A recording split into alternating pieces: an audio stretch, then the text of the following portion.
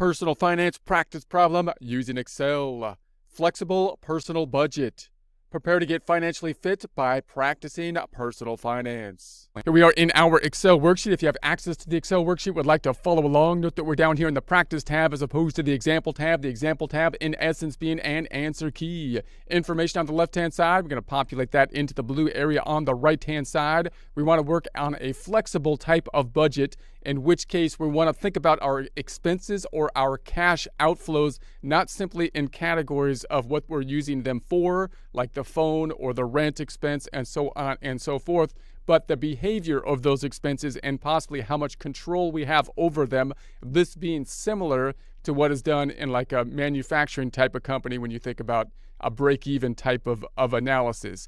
And what this does is it allows us to kind of focus our attention in our budgeting to those areas we have control over. So for example, if we have our data here, we have the monthly income of the $6,000. We're going to say that we're going to save 25% of that.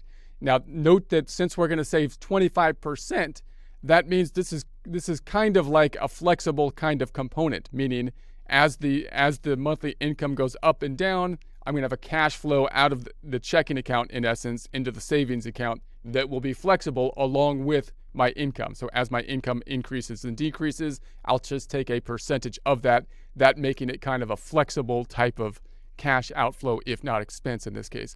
And then we have the fixed expenses, which I'm going to hard code, meaning just type in 1,500. The reason being is because the fixed expenses are those things that we don't typically have control over. So in a more detailed budget, what we would want to do is break out our expenses into those that we have control over and those which we don't. The classic example of something we don't have a lot of control over is, say, the rent or the mortgage. Because if I signed a year-long rent lease and I'm going to pay $1,500 for it, there's not much I can do about that. It's not like I can say, well, you know, what if I change my behavior next month? Then maybe I'll pay less on the rent. No, you're going to pay the same on the rent because it's fixed in nature, at least until you sign the lease again or have the option to do so. Whereas if you look at the variable costs, then if you're talking about how much you spend on a restaurant or taking food out or something like that, those then are going to be variable because you do have control over them, how many times you go out to eat or something like that. Now, note that many costs you might think are kind of fall in between those two. So it's hard to categorize perfectly between fixed and variable. So for example, you know, basically any kind of thing that's a baseline need, like groceries or something like that, obviously you have some control over it, but you might say, hey, here's the floor, and how you might handle these mixed costs is say, okay, here's the floor of my groceries. I think I need to spend, you know, $150 on the groceries, and anything over above that is my flexible spending where I think I have some control over how much I spend on it. And you might do the same for like the phone bill, or, you know, you might have a baseline phone bill and then say, okay, over that base, that's where I really have control in terms of my flexibility. And so you can kind of group your costs in that format. And by doing that, then you might have a little bit more control to focus your attention on in the next month, those areas that you have control over. Okay, so there's two ways we can put the budget together. So if we do a normal budget, it's kind of like an income statement. So I'm going to say cash inflows, but we're going to do it on a cash basis, meaning I'm going to show this savings account, even though I'm taking it basically out of the checking account, putting it into the savings account as a kind of a cash outflow, as something that's not going to be in our checking account or part of our normal spending. So we're going to say, all right, the month. Let's take the income first, which we have the monthly income. I'm going to say equals this monthly income. I'm going to pull that in the outer column because that's the only income we have. So I'll pull that in the outer column here. I'm going to indent this one, home tab, alignment, and indent. And then we're going to say the cash outflows, and that's going to be, we'll have the monthly savings. Now, again, remember that this is not kind of like an income statement as much as a cash flow in this sense, because you're looking at the budgeting of your cash flow, and the savings account is actually still going into another asset account. It's not like an expense, something you're consumed and you don't have anymore. But from a spending point of view, it's a cash flow coming out, and from a budgeting point of view, you might perceive it in that case, in that way. So we're going to say this is going to be equal to the 6,000. Many people, by the way, might look at this savings account process by first just going to their work and saying, hey, would you automatically take money out and put it into my savings account before you even give it to me in my account? And if you were to do that, then if you don't have to manually put it from your account into the savings account, then it can be kind of more automatic, and you might just start thinking about your cash inflow as your net check after the savings account transfer has already happened, and that might be in some ways an easier way to kind of deal with it. So, but in any case, we're going to take 25% of it. So I'm going to say that 6,000 times the 25% is going to be the 1,500, and I'm going to indent that home tab alignment indent. And then in this case, I'm just going to line up the fixed costs and the variable costs just as if they were costs, same kind of in the same structure as just a single step, as they would call it, income statement, meaning just income minus expenses, or in this case, cash flow statement, inflows minus outflows. And then the next one will break it out between kind of the variable and fixed, which is more like a contribution margin income statement if you work with managerial accounting. So we're going to say, okay, the fixed costs are going to be equal to the fixed costs here. That's going to be the 1,500. Remember that you would have to determine what the fixed costs are. And so the ones you would probably start with, and these are the ones that are probably the biggest costs for many people, especially if you live in a high housing area or high cost area like I do in California, then your rent or your mortgage is probably a significant part. So I'm going to indent that, and so that the rent and or the mortgage are probably going to be the places you can start there. And then if this is something useful to you, then you can try to think in that context, meaning try to think about your expenses and break them out between fixed and variable portions. So then again, you can get more focus in on what you have control over, and you can only really judge yourself and performance on things you have control over. This is like an managerial accounting kind of concept that it's a core, seems basic, but it's kind of a core concept. Obviously you can't beat yourself up for something that you have no control over.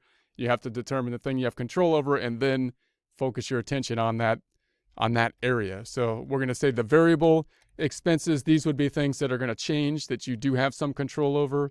So they might be, most expenses might fall in there to some degree, like the phone bill, like the utility bill, like the restaurants and stuff. Some things you have more control over than others. Again, you might think that there's got to be some kind of baseline or something like that, but generally we're going to have most of our other expenses. Most expenses will fall into this kind of variable component. So I'm going to say this is going to be the 40% times the 6,000.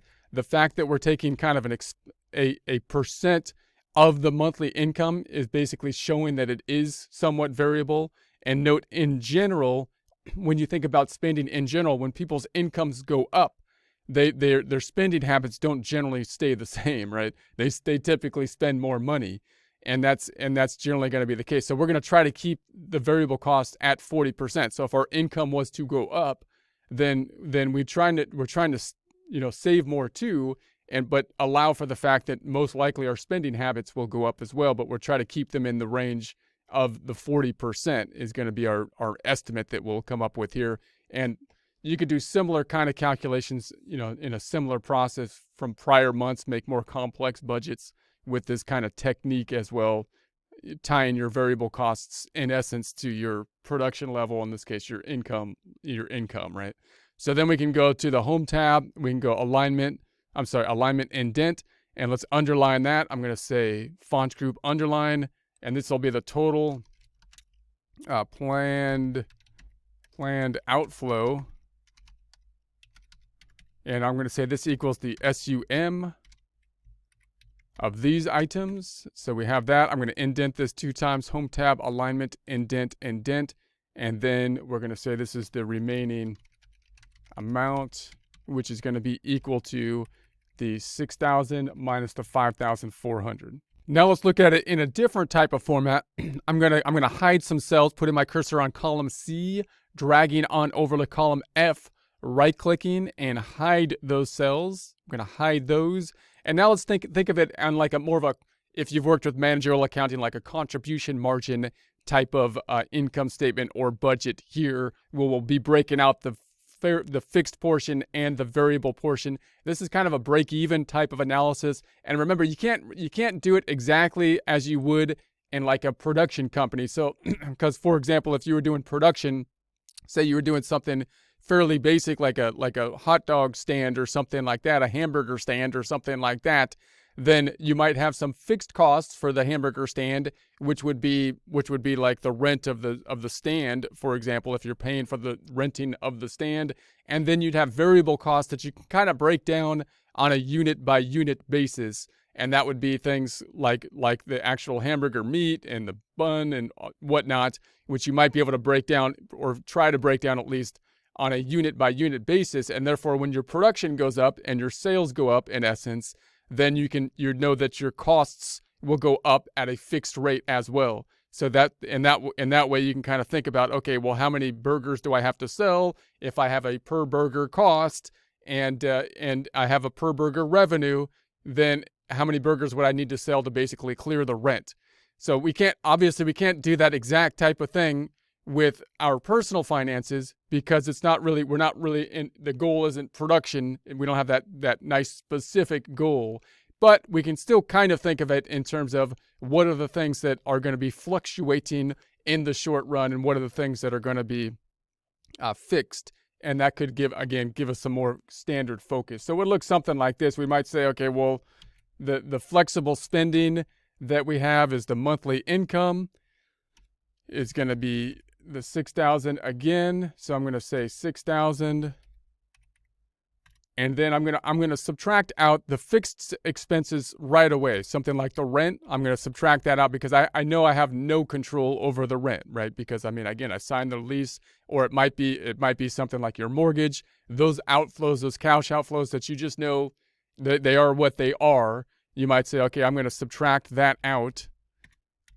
And that would include things like the rent or the mortgage payments, home tab, and then alignment, underline, and then I'm going to indent these two. I'm going to say indent, alignment, indent, and let's call this the total flexible spending income. In corporate finance, this would be called the contribution margin if you worked with these kind of statements in a production company. So we're going to say alignment, indent. So that means that I'm going to take the 6,000 minus the 1,500 and give me the subtotal, which is something I have some more control over, right? And if you work down like normal income statements that sell inventory, you might see like income minus cost of goods sold, which is the cost of the stuff that you're selling, which is an important subtotal. If you look at a contribution margin type of income statement for a production company, they will often subtract out the fixed costs, because again, those are the things that I don't have control over. Now I have a subtotal of stuff that I do have more control over, at least more control. It won't be a specific kind of variable cost structure generally, because a lot of your costs will be, in essence, what they call mixed costs. But at least you can get a little bit of an idea in this kind of breakout. And then we can break out our variable costs, which would be, all the other costs generally would be variable or mixed in nature, meaning having a variable and fixed component to them. So variable costs then it's not like the burger sale, in that obviously if you're selling a burger, the next burger that you sell, you're going to have a variable cost that's pretty much what it is. I mean, as your burger sales go up, your costs are going to go up per unit until you get to a certain point where you might get a discount on the meat or something like that.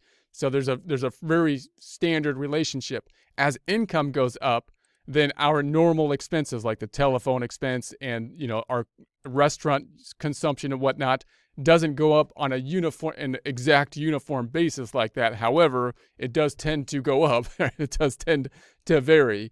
And so that's, in that sense, you can kind of use the same kind of concept. Some things, of course, will vary more than other things. You could start to think about like the behavior of the expenses rather than just the categories that they are in, because the behavior of them will tell you whether or not you have some control over them. So we're going to say, okay, monthly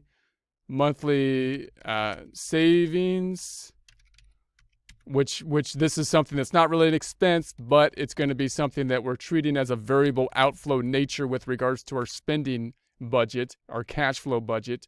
And then we've got our monthly variable expenses. And these would be all the other expenses generally that we're saying are not going to be in the fixed expense category. And if you got detailed on it, you could break out some variable and fixed components of many of your expenses.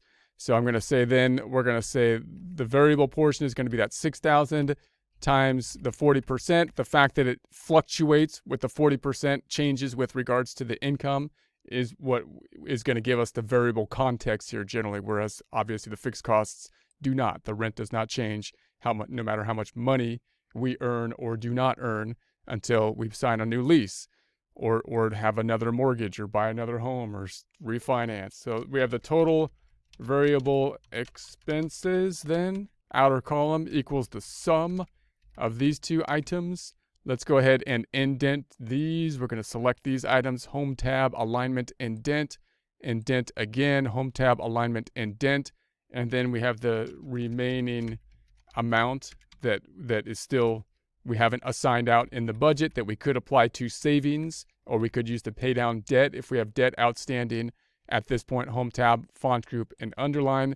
Or of course we could adjust our flexible numbers up top and adjust this amount down below.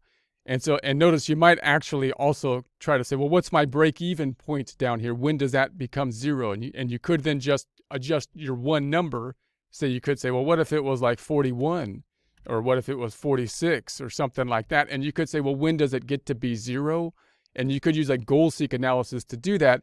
And notice how nice it is to have your data on the left-hand side and your variable calculations over here, so that you can make adjustments like that quite easily by just simply adjusting your data, having your rent stay the same and your other expenses vary proportional to your income level. And then you could do something like this, go to the goal seek, and you could say, what if analysis?